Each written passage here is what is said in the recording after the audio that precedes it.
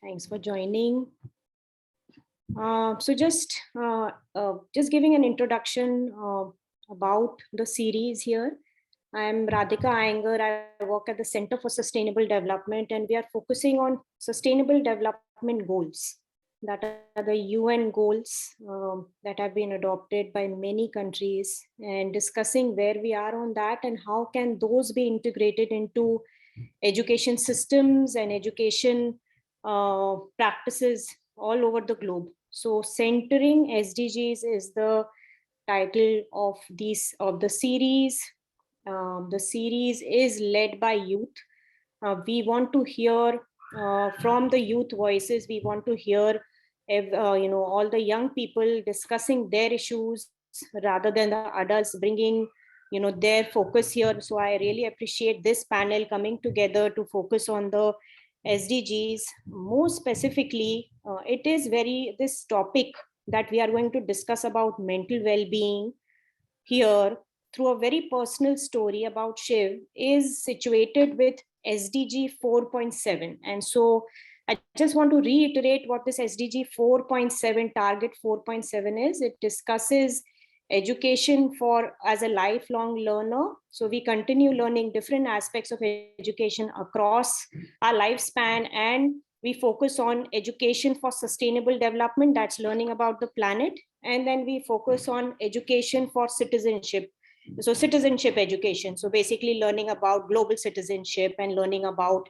how we can care for each other, how we can live through our difficult times with wars and with bullying and with all the other tensions going on as we go along. So what is the meaning of education here if we learn science and social science and are not a person who can ask your neighbor, are you okay, and how are things with you? So this panel is reflected on is very much embedded into mission 4.7, or this idea of doing global citizenship education as well as caring for the planet. So having said that, I will keep quiet now and I'll ask Pallavi to take over and introduce the panel as well as introduce the really important topic that we are discussing today.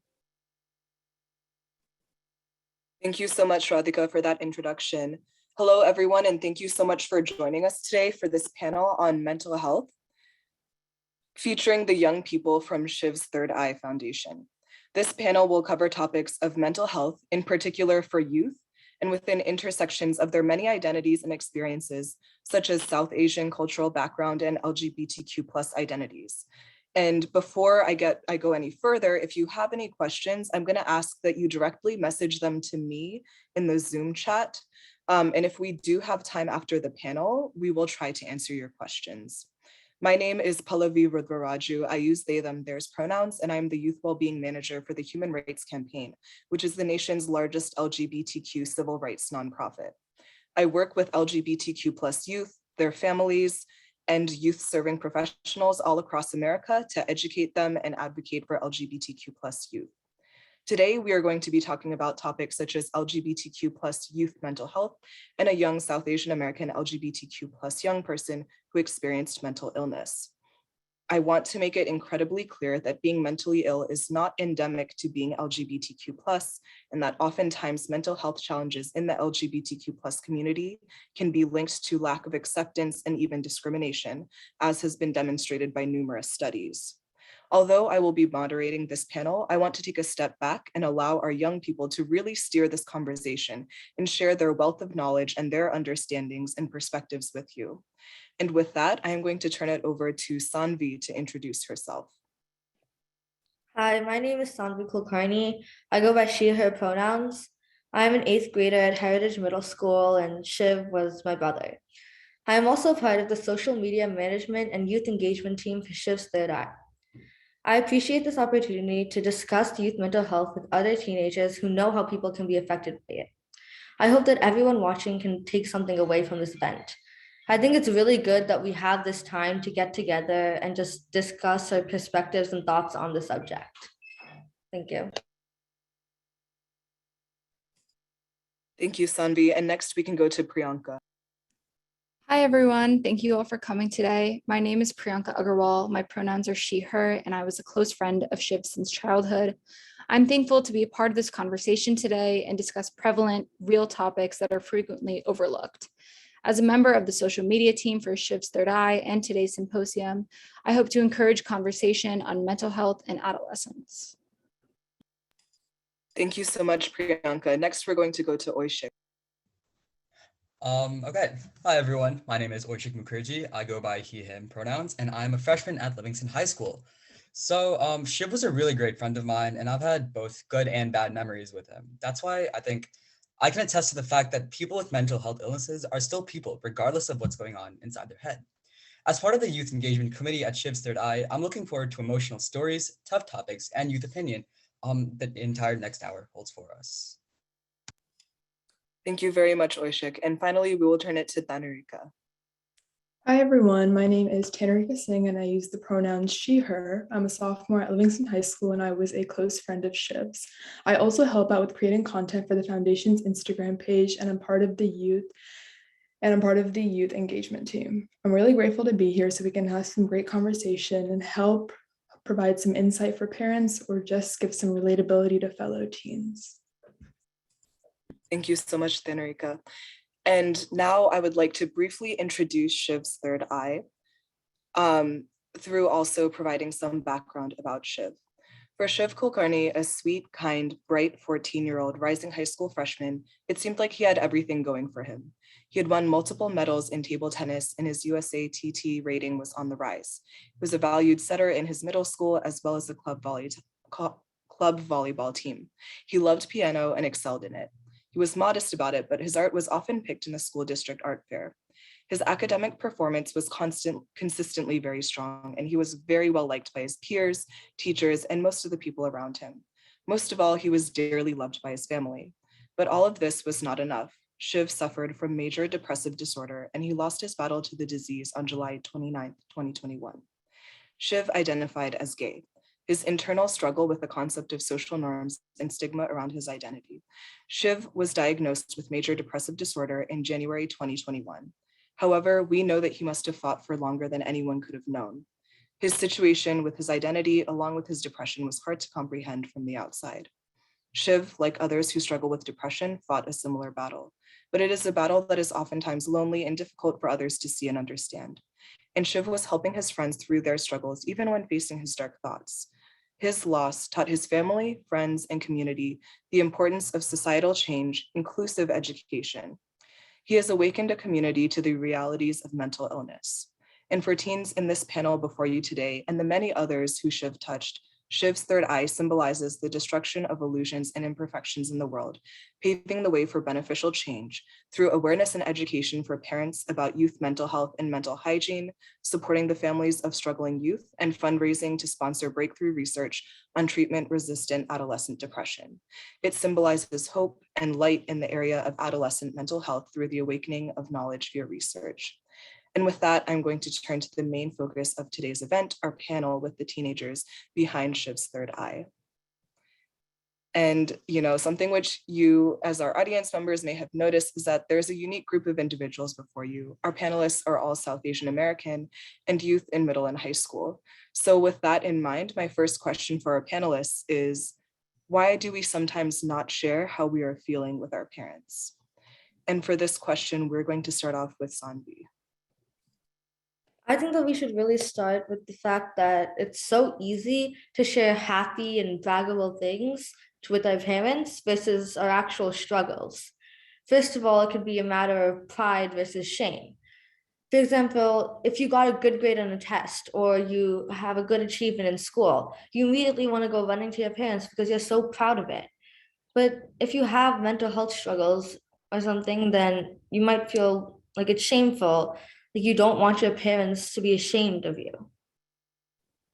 There's also the fact that you want to make a good impression of them. You want them to think that you're I don't know, okay, that you're good in school, that you have all these achievements, that you can do all these things. You don't want them really to know like that darker side of you.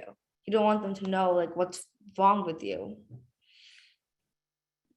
I also think that sometimes it's easier to put up a facade and hide what you're actually going through because when you share with your parents, it also, the idea of being understood comes into play. And sometimes the idea of someone not knowing you at all is better than being misunderstood. I'd much rather have someone think that I'm too complex for them to understand or that they don't know me, rather than to have them misunderstand me or think that they know what I'm going through when it's just a version that they've created.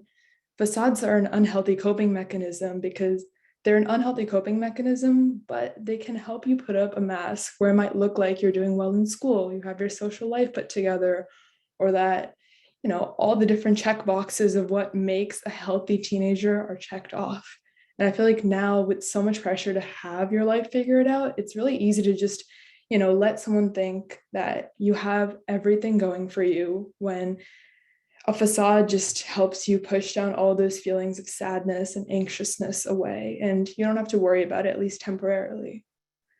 And, someone might bear to ask the question, well, without sharing, how can other people know how much you are struggling?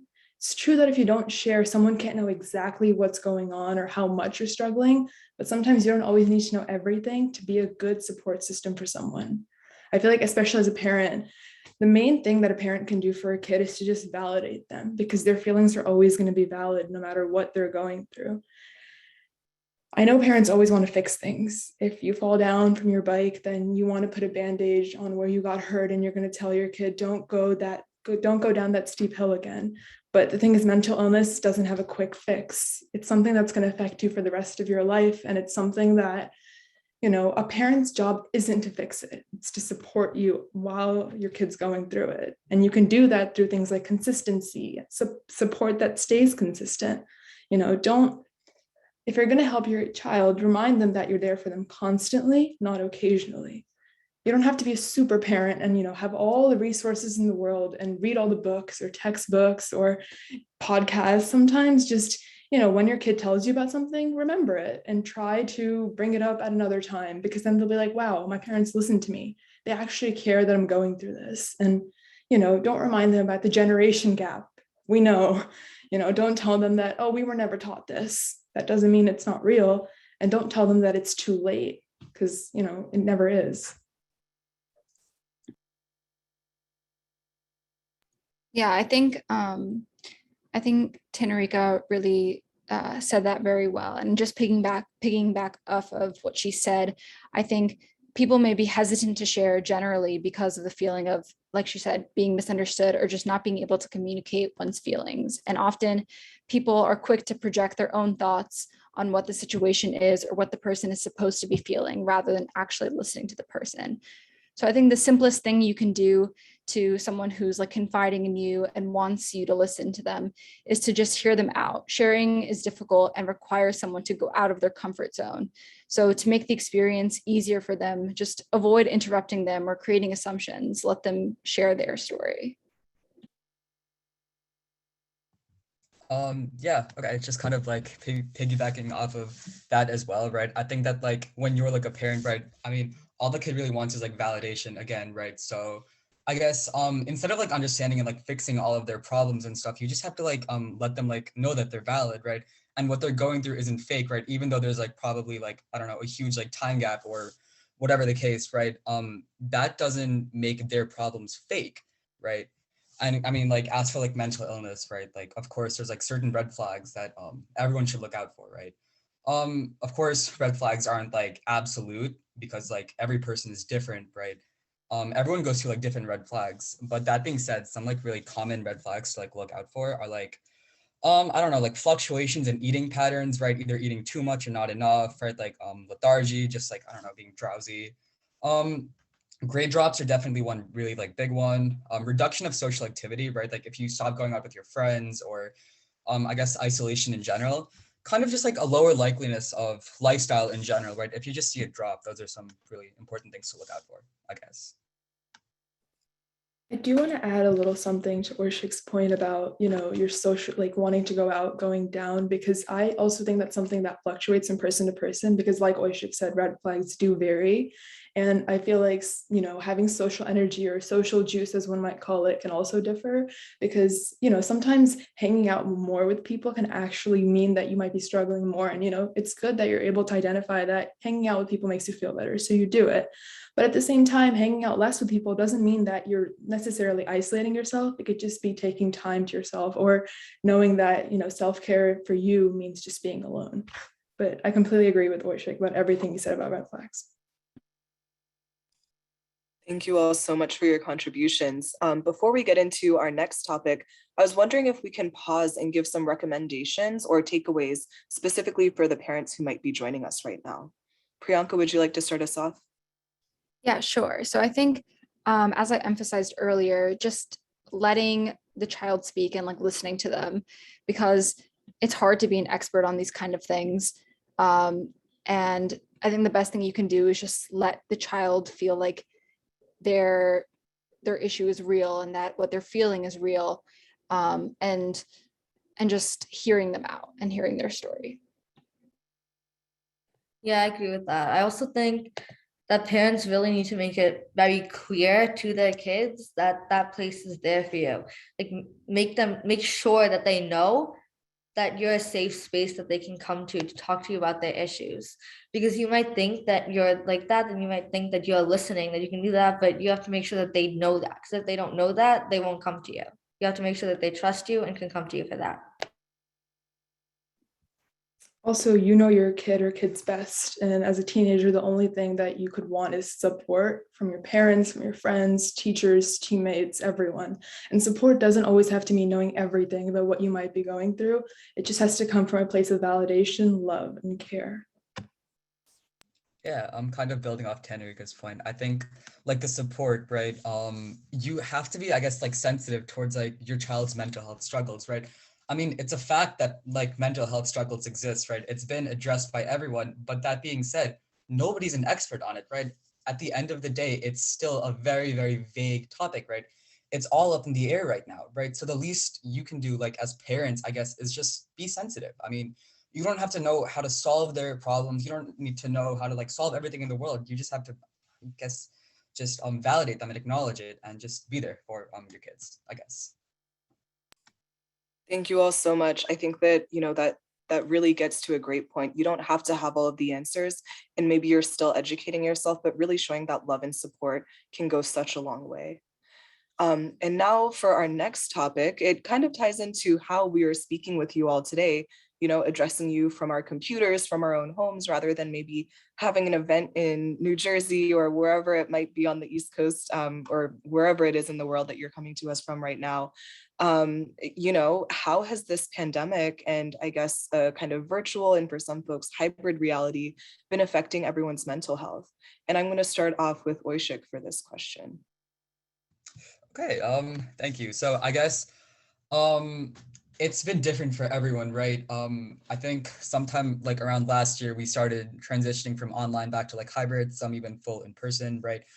I think it's varied from person to person, definitely, right? Many people have been like relieved to be back with their peers, right? Like I know so many people who are like, finally, oh yeah, I love school, I love hanging out with my friends, right? But unfortunately, that isn't everyone, right?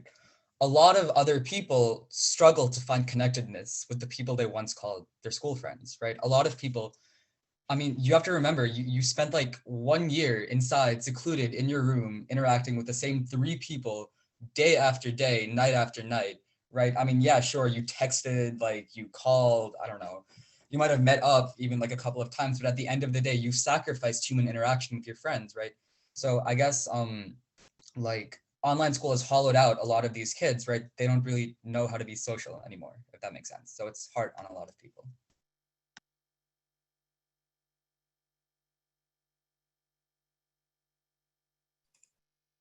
Thank you, Oishik. And Priyanka, can we go to you next?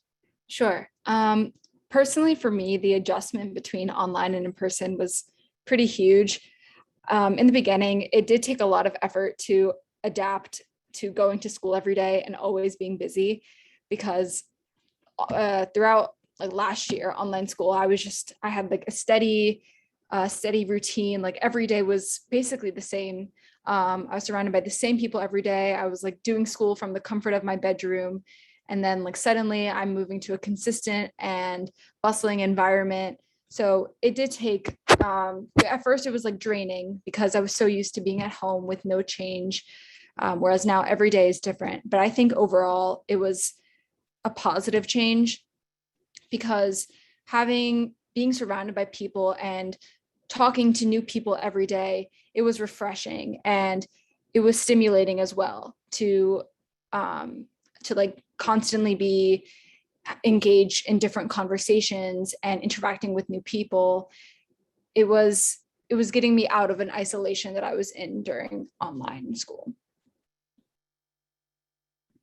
I also think that there can be a lot of misconceptions when it comes to online school or being in person, hybrid, etc. And, people tend to be mistaken about, if you're in person, well, you can, read the room or you can read someone's body language to see how they're feeling, or, online it's this, or online it's that. And I think it's a very two-sided argument because then again, when you are online, it is easier to kind of, say, oh, my mom's calling, I gotta go. And you can just kind of leave the situation. And, it's a lot easier for you to, put up that facade, like I mentioned before.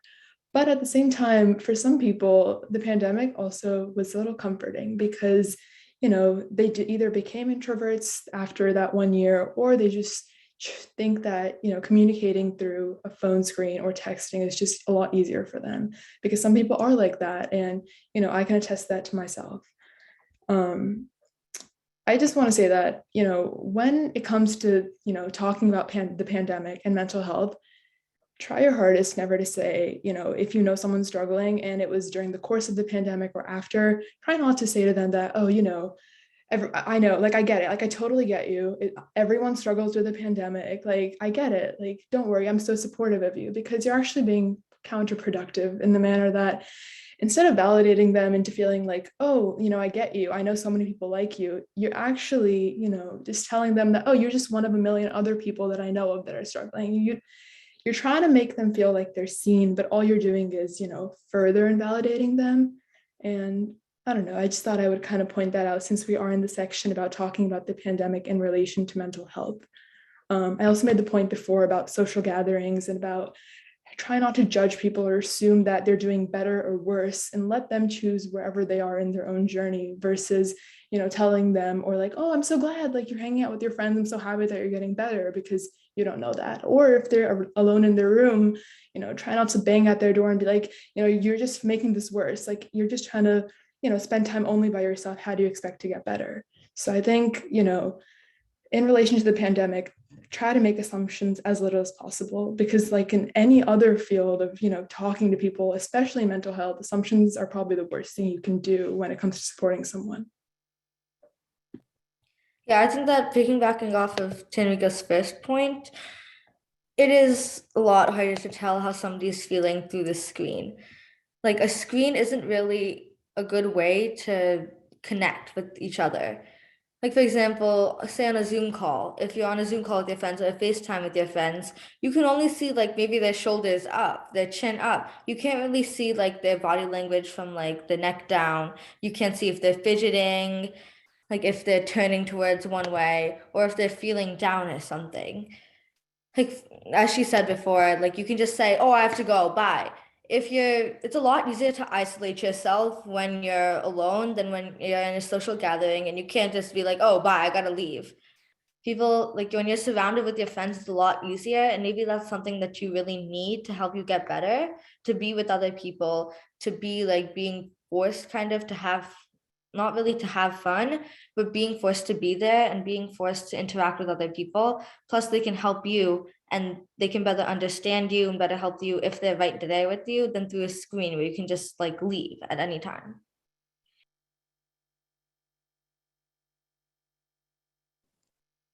Thank you so much for sharing these reflections on, how the pandemic and how virtual interactions can have helped or in some ways hindered folks in their connections with each other.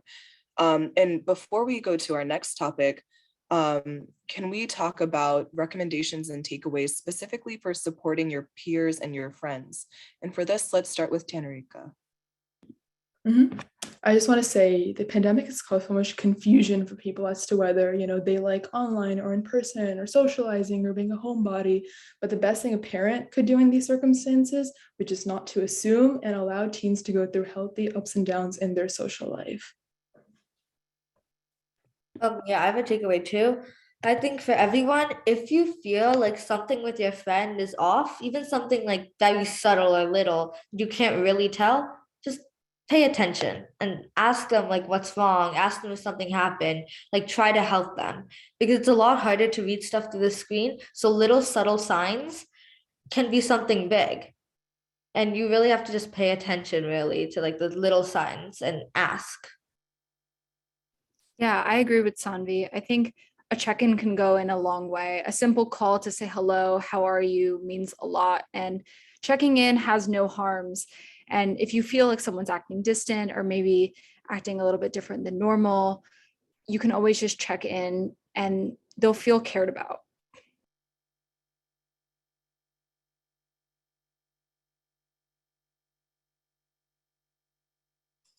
Do we have any other recommendations or takeaways before we go into our next subject?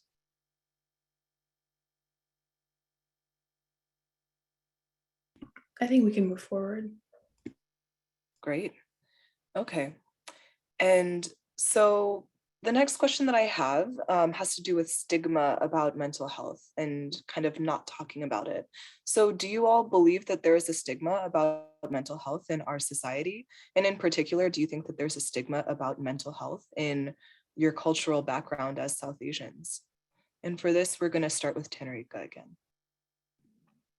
Absolutely. I think that it is a culture that rewards achievement and thinks of teenagers as solely students in a 10-year period of their life where they develop so much intellectually and truly become the person they're going to be for the rest of their life.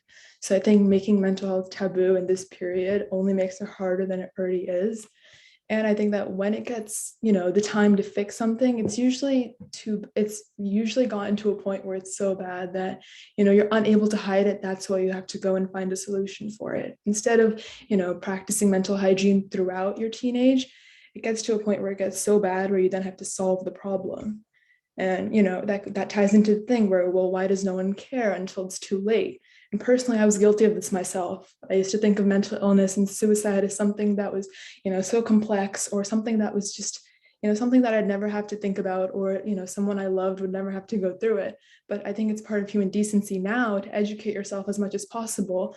And don't wait for it to get so bad for yourself or someone else that, it takes you more effort to try to get better than to educate yourself in the first place. At the same time, the word better is used really loosely. Recovering from mental illness can be more like learning to cope with it later in your life, or finding ways for it to have less of an impact on you versus in getting better. I think as a teen, the thing I'd want, any parent to know would be, let your kid choose their own journey as to how they get better from mental illness. Try not to throw a congratulations onto them if you think they're doing a little, better than they did yesterday, because you'll never know exactly what's going on in their head. So let them come to you instead of you labeling, oh, you're getting better, when it might just be a very small portion of how long it's going to take them to fully be able to live life the way they want to with the mental illness. And, to cover the other part of the question about the stigma, I don't think any of this is going to change, this year, maybe this decade, or in, you and I's lifetime. But I'm just glad that you read Let's Talk About Mental Health on the flyer of this Zoom call, and you wanted to be here. And I don't think you can shatter the stigma if you don't acknowledge that it exists in the first place. So you being here is just truly shattering it one piece at a time. Yeah, I'm just gonna go off what Tanarika said. I think one phrase she said that kind of like stuck out to me is wanting to be here, right? I think that's really, really big, right? And in terms of, I guess, education, I mean, as we've all said before, there isn't enough research and education in the field of mental health, right? Just to like solve like depression or solve anxiety, right? That's why we have coping mechanisms, right? To cope with it, right?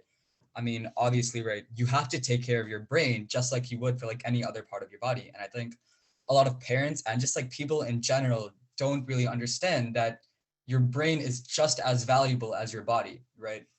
I think when people get like, I don't know, the flu, or they get a fever, right? Or like, I don't know, even COVID in today's day and age, right? Like parents are like all over your case, right? Like, yeah, have some soup, like get rest. You don't have to go to school, right?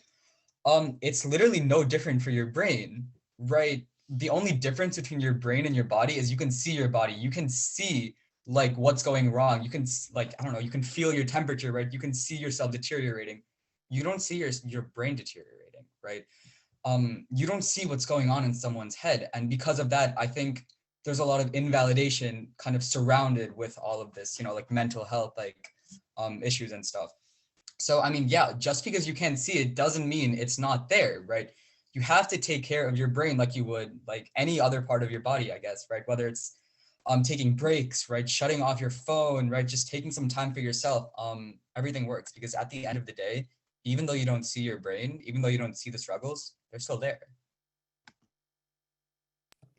I think in regards to the actual stigma around it, when people realize that their friends or someone that they might know are struggling, they don't really know how to deal with it, how to react to it, what to tell them. Nobody knows how to reply when somebody tells them that they're struggling. There's not enough stories or really exposure out there for people to know how to support them, really. For example, even I like know somebody personally who came to me with their mental health issues. And even after going through everything I went through with my brother, I really did not know how to respond. Because when somebody confides in you, when somebody tells you that they're struggling with their mental health, if you don't really get that, then how would you help them? What would you do about their struggling? How do you know if you should get help or if you should just keep their trust in you? Or how do you know when the point is when even their trust in you is not worth their life? When you know that you have to get them help when they're at a point where it's that. How do you know when all of this happens? People need to be, they need to get educated on this. There need to be more programs to get educated, and people need to want to get better and want to help their friends. I also think that people are very afraid to talk about mental health because they're afraid to talk about something they don't know that much about. But I think that's counterintuitive because the more you talk about it, the more you have discussions, the more you ask questions and research, the more you're shattering the stigma and the more information and education you're gaining on this topic. And I think right now, mental health coverage is already extremely limited. And I think the fact that majority of my education on mental health comes from social media or other teenagers speaks to that. So I think to work against the stigma, the best thing to do is just have these discussions, like attend talks like these, or just gain more perspectives, because you don't have to talk to an expert or become an expert to shatter the stigma. Not everyone has to read like page to page about mental health and become like a doctor. You just have to be open-minded and listen to other people and their own stories to gain a larger perspective on this topic. Thank you all so much for sharing. I think that you're absolutely right. Just, for our audience members, simply by being here today, thank you. This alone is helping to shatter the stigma, breaking the silence about mental health, just talking about it, just having that conversation. And for some of you, this might be the first step. And, thank you for taking that first step and really acknowledging that this is an issue and a challenge. And now for our final panel question before we start going into audience questions.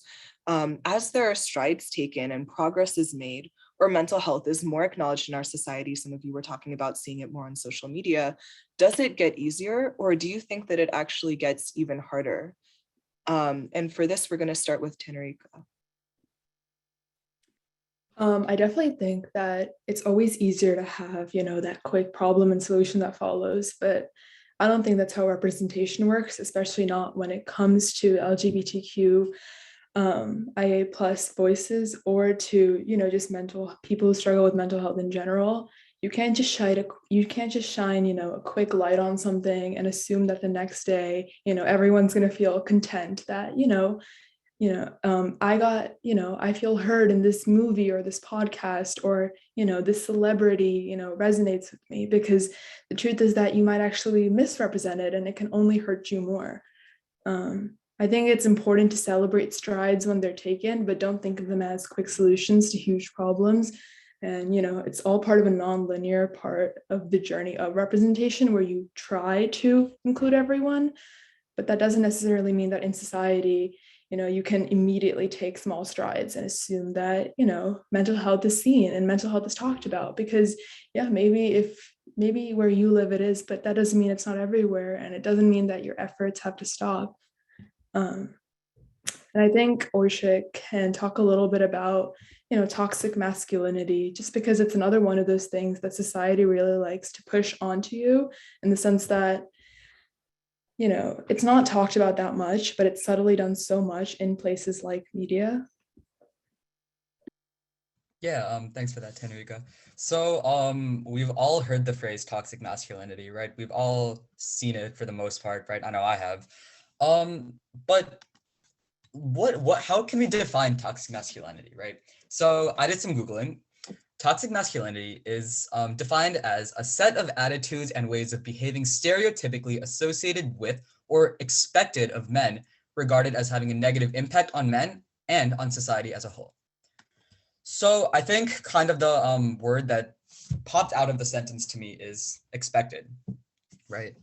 Men who show toxic masculinity, right, I think are doing so primarily under societal pressure, right?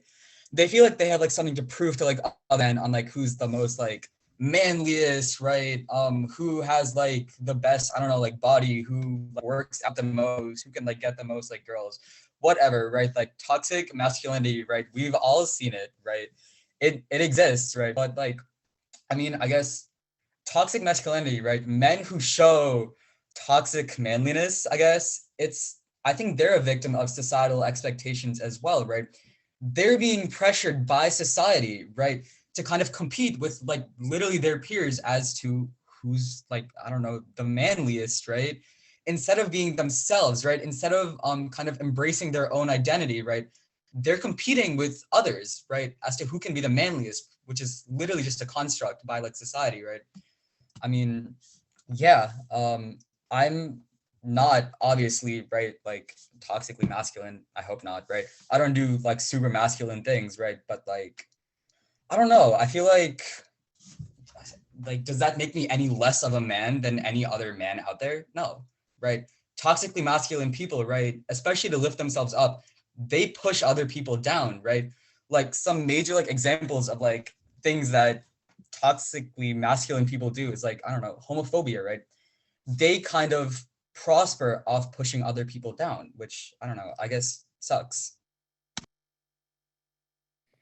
Yeah, off of that point, I really think that toxic masculinity is a big factor in the reason why the relationship between being queer and mental illness is so prominent. While anyone and everyone in the world can have mental health issues and do have mental health issues, it seems to affect people in the LGBTQIA plus community more. There's a lot of possible factors in this, but most of it is because of toxic masculinity and the acceptance from society and from themselves. For example, from society, as Oshik said, people who have toxic masculinity can be homophobic, they can be transphobic. If people feel like their identity, who they identify as, who they are, will not be accepted in the world, that other people will think that they're invalid, that they don't exist, that they're going to go to hell or whatever, then it's a lot harder to, think of yourself in a positive light.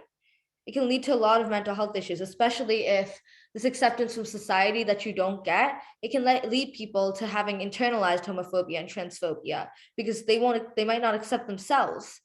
They can't be comfortable with their own identity when they feel like, rightfully so, when they feel like most of the world around them doesn't accept them and doesn't think that they deserve to be who they are. I just had a small sub point to add to Sanvi's point. I agree with a lot of things you mentioned, but I also think it's a risky route to always tie, being queer with mental illness.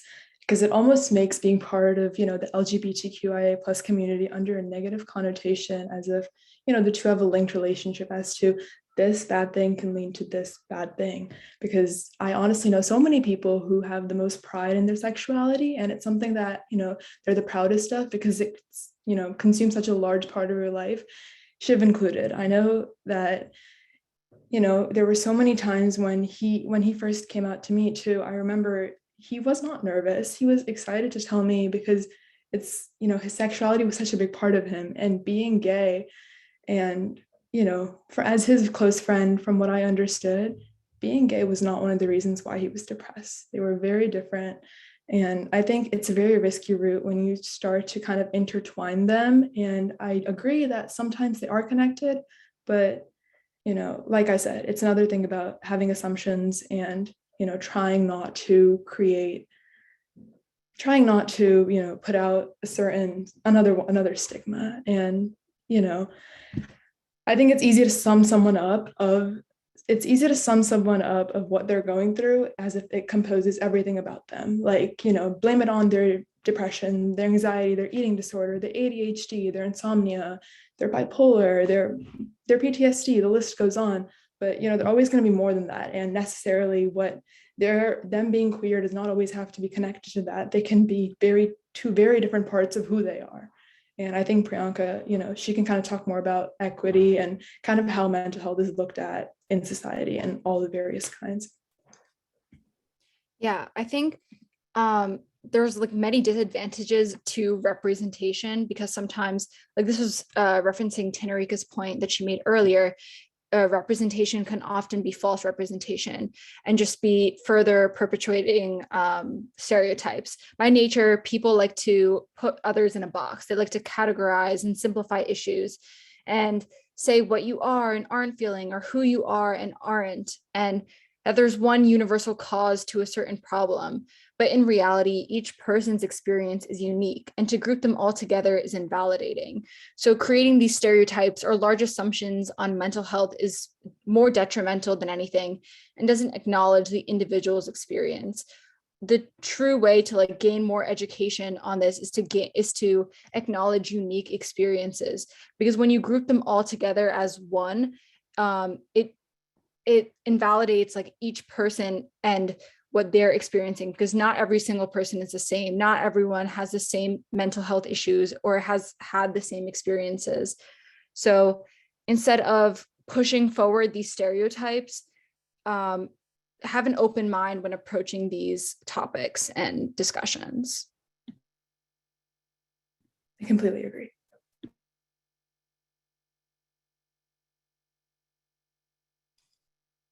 And before we kind of conclude this point, I just wanted to ask if you all had any other items you wanted to share here for the panel.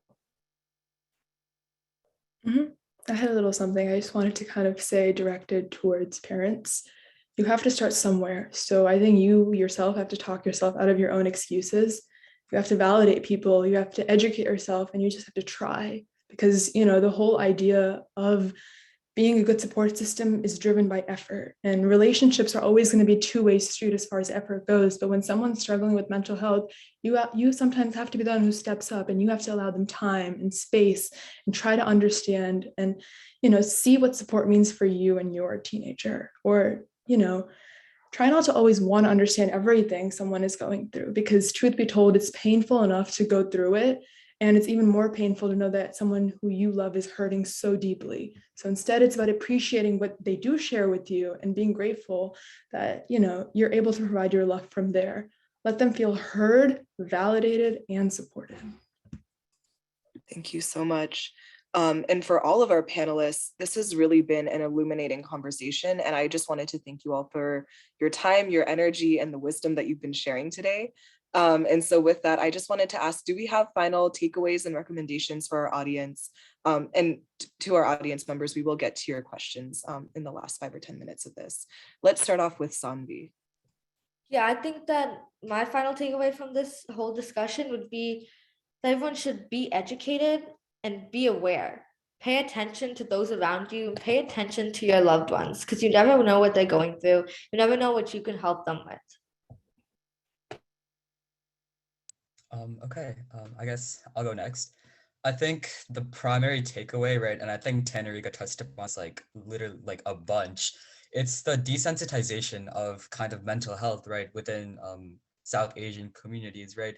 You know it exists. Your kid knows it exists. I don't know, your neighbor knows it exists. Everyone knows it exists, right? It's there, right? I guess and I think a lot of parents, what they try to do is they try to confront it, right, without having any education, right? They say something, right, and it just makes it worse. I mean, that's not gonna work. You can't confront an issue without educating yourself about it and addressing it first. I think instead of trying to fix every single issue, like Tanarika said, all you have to do is like educate yourself, address it, validate your kid, right? Just be there for them, right? Just be that shoulder to cry on, right? Um, you don't know every single solution to every single issue on earth. Your kid doesn't know. I don't know. No one here knows. All you have to do is just be there for them.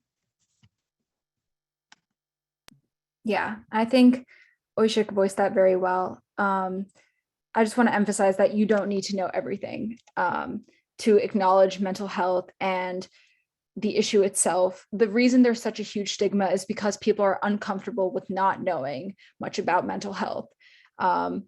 It's like recently become there's recently been more awareness about mental health in this generation, and I think parents like to say, like, as we've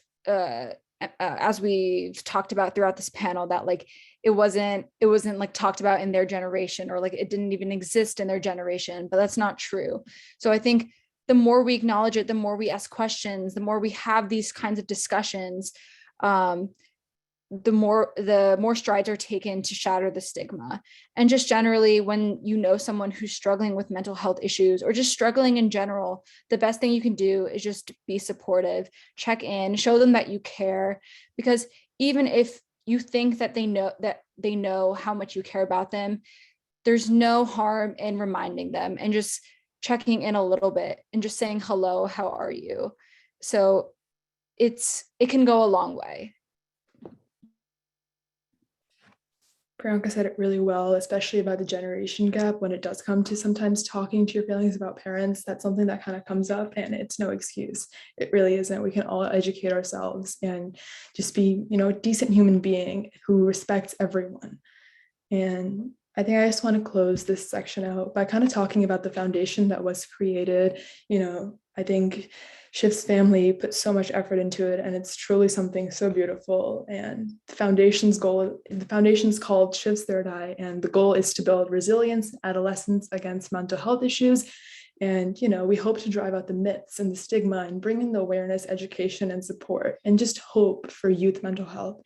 And, I'm a part of an amazing team who helps run the social media, at least on the Instagram. And, I do want to put out that the Instagram section is youth run. So we hope to bring in comfort, relatability, and just, familiarity when kids come onto the Instagram page, because they can see that, 3 teenagers do run it. And same goes with the Facebook. That's a great resource for parents where, we have so many like incredible, very certified and people who know a lot more than you and I might. They put some great resources out there, and I'm really excited to see where this foundation goes. And, I'm so grateful that you guys all came here today to the first official event of Shiv's Third Eye. Thank you so much, Tanarika. Are there, from our panelists, do you have any other items you'd like to mention about Shiv's Third Eye before we go into our audience questions?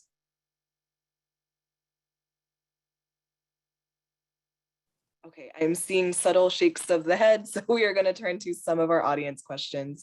Thank you again, everyone, for joining us, and thank you for direct messaging me some of your questions. The first question that we have, which I thought that maybe everyone can answer, or if you're not feeling comfortable, then just go ahead and pass it to someone else. What kind of mental health hygiene routine works for each one of you? If you have a routine or certain things that you do every once in a while, please go ahead and share with our audience. And feel free to just unmute yourself and share. I think mental hygiene is really, like, I think a little bit stigmatized like in the community, because people are like, oh, mental hygiene does not mean that I need to do coping strategies every day. Like, yes, that's part of it. That's not also all it is. For example, for me, I don't do specific coping strategies, but for example, I do things that I want to do. I make time to hang out with my friends. I do things I enjoy. I read books when I want to. I listen to music. I take long showers. Whatever helps you, whatever you think will be good for your mental health, whatever you know is good for you. If you do that, that's mental hygiene right there. Yeah, kind of just like building off of Sandy's point. I think a lot of people kind of correlate like mental health issues and mental hygiene. I think everyone has mental hygiene, right? Hygiene is like brushing your teeth, okay? You don't have to have like 50 million cavities to start brushing your teeth, okay? Like you brush your teeth normally. I think mental hygiene should be like the same way, right? For me, I'm not currently suffering any mental illnesses, but of course I have like super like I don't know, big mental hygiene things that I do basically every day, right? I try to take at least a shower a day, right? I don't know, I turn off my phone sometimes because sometimes it can get a little overwhelming, kind of just like staying in touch with everyone and everything, you know. I turn my phone off. Sometimes when I get like no sleep at night, I like take naps, right? I chill out to music, I talk to friends. I mean, it's like it was 80 degrees outside yesterday. Maybe like go take a walk or something. I don't know. There's a lot of things you can do. Yeah, I think Oshik touched on a really important point there. Like, you don't have to practice these acts of mental hygiene only on your bad days. It should be something that is a daily thing. And I think what I do for my mental hygiene is just acknowledging what I'm feeling in that moment and sensing what I want in that moment and what would be best for me in that moment. So maybe if I'm not feeling so good, just understanding that I'm not feeling so good, so I may perform worse in whatever my daily task is for that day. Or maybe I should move around my schedule in a way that I can relax more for that moment, or whatever it is, because each day is different and I might be feeling different every day. So not punishing myself for that difference or feeling more down on a certain day. So just like practicing these simple acts of mental hygiene every day, and not just when you're in a dire situation. I also think that, like everyone's been saying, consistency is honestly key when it comes to taking care of yourself. And something that Sanvi mentioned that kind of stuck out to me was just do things that you enjoy. Like, I think that at least in the few months that have kind of felt a little isolating just because it's winter time and, just because some of the events of the, previous year, I've realized that when I find something that I really enjoy, I try to remember that feeling and I try to go back to it. The other day, as a 16-year-old, I was building a Lego set and it gave me so much joy. I thought about it for like a week after. So then now, I'm like, oh, maybe I should go out and build Legos more. Maybe this is my thing. Maybe I found my hobby. I think it's about finding things you enjoy when you tune out the sadness, when you kind of forget all the bad things in the world and you remember that I am a person at the end of the day and I deserve to feel happiness, and whatever makes you feel that good, just keep doing it and make it part of you. Thank you all for sharing those really great tips and your routines. For our next audience question, this was geared towards kind of like how to help friends. And someone was asking, what should you include in a message to send to a friend if you want to check in on how they're doing without putting too much pressure on them to open up? I think this goes into our second question where we were kind of talking about, in the virtual world or just kind of for the last couple of years, how can we check in on our friends? I think this is a very, hi. Go ahead, Sanvi. I think this is a very important question because I know I've asked it to myself before. When I have friends that I think something's going on with them, I have shot them messages. They're just like, what I would say was, hey, like, what's up? Is anything going on lately? Like, are you okay? Just a general question that isn't too like deep, being like, do you have mental health issues? But it's also not just saying hi. It's like kind of encouraging them to open up without forcing them to. Quite honestly, I think it's more ideal to call someone on the phone or talk to them face to face, because then you can kind of see their body language and like how they're reacting, because it's also very easy for someone to text back and be like, yeah, I'm fine. I've been a victim of this. And honestly, one time someone FaceTimed me and they were just like, hey, you've been acting kind of distant. How are you? And it meant so much to me. And you don't have, like Sami was saying, you don't have to be direct and be like, oh, is it this problem? Or is it like this that you're going through? If you just ask them face to face and maybe just give them a hug, it can really mean a lot. And like, it's impossible, especially as a teenager, to know how to treat someone who's going through something like that. So just having them know that you're there for them and that they can go to you for company or just for comfort is really like the best thing you can do.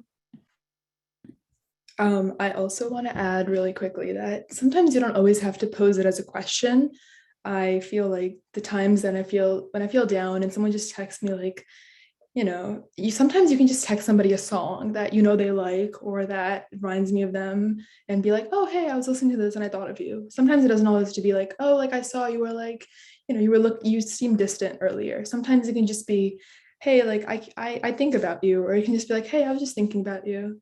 Maybe let's like hang out another time. Because then if somebody's feeling down, they're reminded that, oh, I have this person in my life who clearly notices me, and they acknowledge me as somebody important in their life, and I'm lucky, and that it can make all the difference just to feel noticed.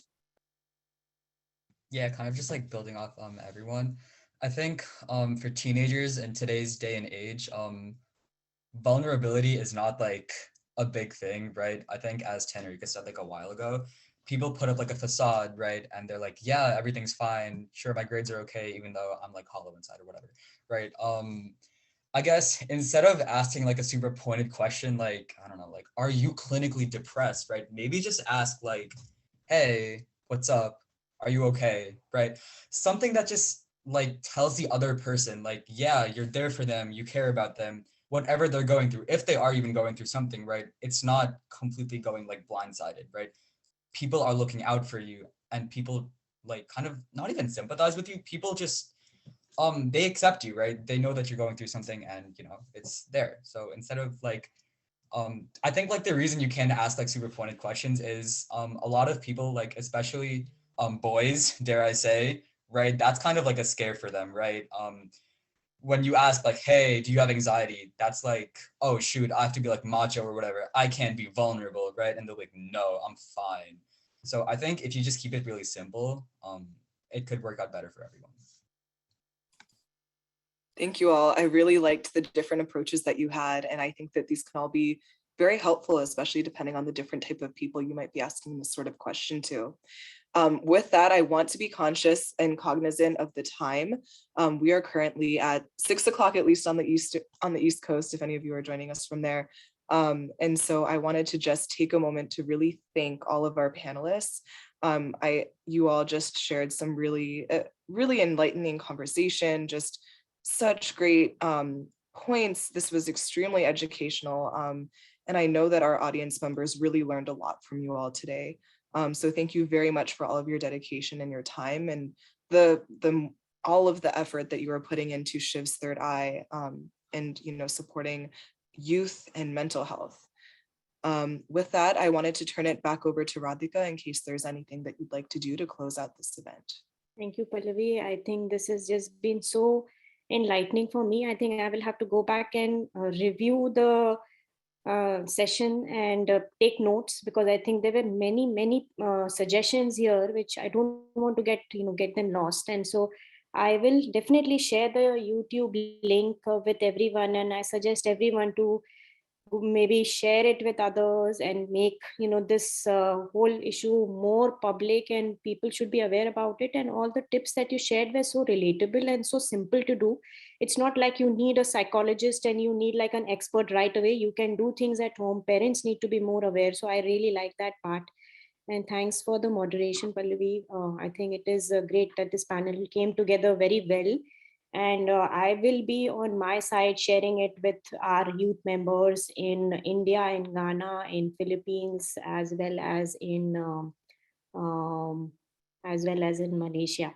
So we will keep doing that, and hope that after a year you come back again and Shiv's Third Eye has expanded, and we get to learn from your story along the way and spread the word much more based on your experience and based on your expertise. Please do keep sharing your events as you go along, Shiv's Third Eye event, so that we can keep sharing in our own network. So, but with that, thank you so much, all the panelists. I think it's really been fascinating. Thank you.